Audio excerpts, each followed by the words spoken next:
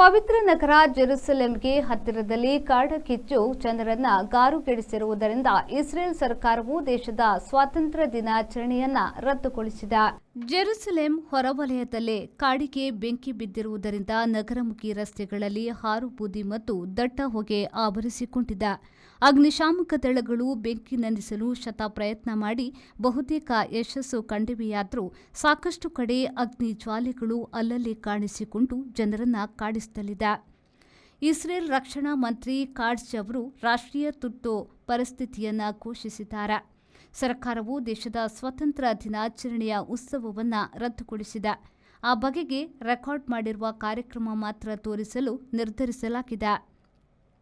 2 ಗರ್ಭಿಣಿಯರು 2 ಮಕ್ಕಳು ಸೇರಿ 23 ಮಂದಿ ಗಾಯಾಳುಗಳಿಗೆ ಆಸ್ಪತ್ರೆಯಲ್ಲಿ ಚಿಕಿತ್ಸೆ ನೀಡಲಾಗುತ್ತಿದೆ.